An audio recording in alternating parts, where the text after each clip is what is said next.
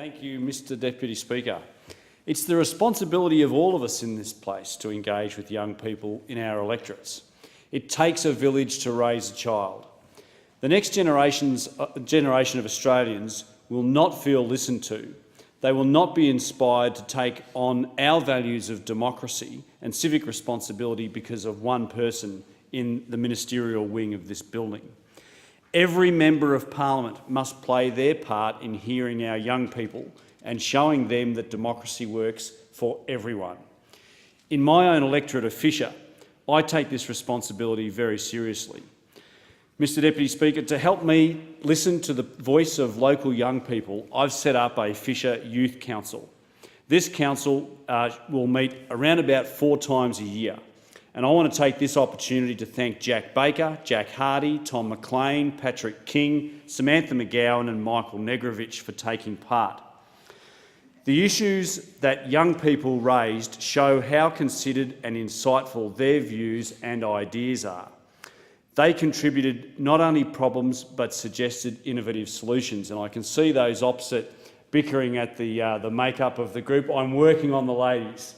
I'm working on those numbers to make sure that we get some good numbers of young ladies in that group. Don't you worry about that. On the issue of affordable housing, the council identified a lack of financial education in our schools as a major contributing factor. They believed that a greater focus in schools on providing training in how to manage personal finances would give young people the tools they need to take control of their own financial and housing future. The council raised themselves the question of furthering youth engagement in politics. Again, they proposed solutions, noting that social media is the most effective way of communicating with young people. In particular, they believed that a single, designated social media account designed to inform young people about how the government can help them would be valuable. The council also talked about an issue I've raised in this place myself, that is of furthering the take-up of apprentices among young people. They agreed that they had not received enough information, but they also identified that we might need to consider how we manage wage expectations among school leavers. The Fisher Youth Council that I've convened makes me optimistic, Mr Deputy Speaker.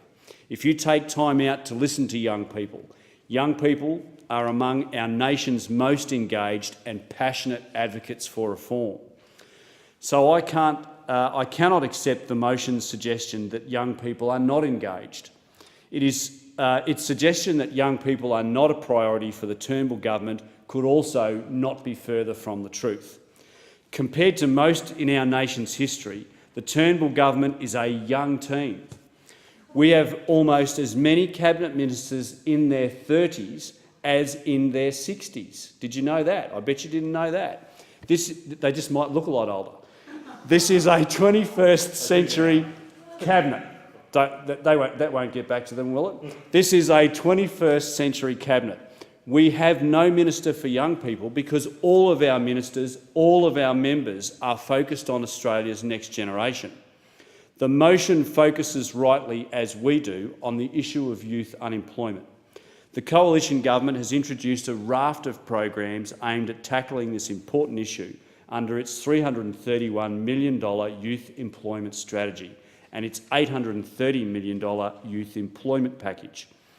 The Empowering Youth Initiative, for example, provides grant funding up to $5 million to organisations which deliver programs which get young people aged 15 to 24 into work. And I know that the member for Mayo is very keen on getting young people into work, as she should, rightly so. The government is drawing ideas from the sector, supporting and promoting grassroots initiatives in the community. This month, the Minister for Employment announced another 21 organisations that will receive this funding as part of its second round. In total, the program will invest more than $50 million in early intervention. Finally, I could talk all day about the various programs, but time is getting away from me. The program the Pathway program incentivises businesses to hire young people with a youth bonus wage subsidies of up to $10,000. The subsidy is available to businesses who take on an eligible young seeker under 25 years of age. I encourage all members to join with me in convening a youth council in their own electorates and listen to what young people have to say.